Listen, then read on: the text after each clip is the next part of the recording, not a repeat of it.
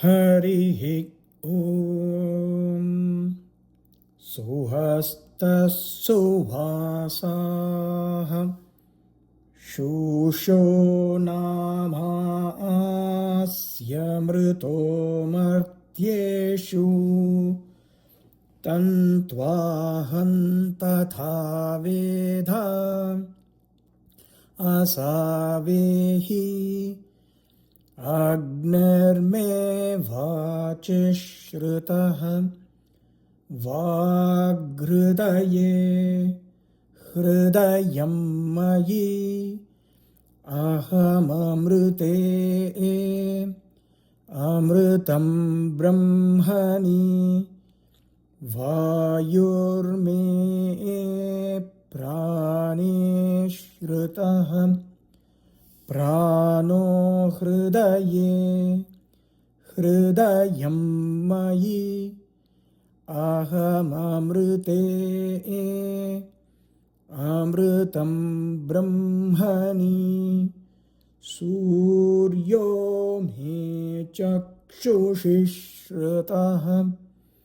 चक्षुर्हृदये हृदयं मयि अहममृते अमृतं ब्रह्मणि चन्द्रमा मे मनसि श्रुतः मनो हृदये हृदयं मयि अहममृते अमृतं ब्रह्मणि दिशो मे श्रोत्रे श्रुताः श्रोत्रगुं हृदये हृदयं मयि अहममृते अमृतं ब्रह्मणि आपो मे रेतसि श्रुताः रेतो हृदये हृदयं मयि अहममृते अमृतं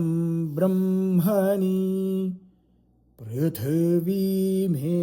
शरीरे श्रुता शरीरगुं हृदये हृदयं मयि अहममृते अमृतं ब्रह्मणि ओषधिवनस्पतयो मे लोमसु श्रुताः लोमानि हृदये हृदयं मयि अहममृते अमृतं ब्रह्मणि इन्द्रो मे बले श्रुतः बलगुं हृदये हृदयं मयि अहममृते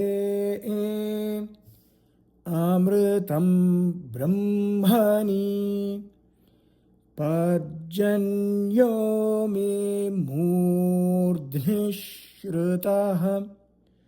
मूर्धा हृदये हृदयं मयि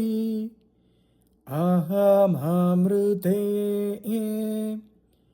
अमृतं ब्रह्मणि ईशानो मे मन्यो श्रुतः मन्युर्हृदये हृदयं मयि अहममृते अमृतं ब्रह्मणि आत्मनि श्रुतः आत्मा हृदये हृदयं मयि अहममृते अमृतं ब्रह्मणि पुनर्म आत्मा पुनरायुरागात्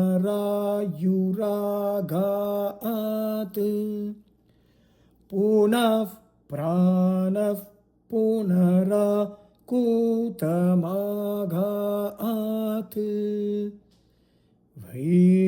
वैश्वानरो रश्मिभिर्वावृधानः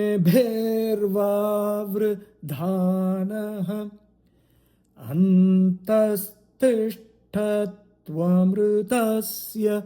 गोपाः हरिः ॐ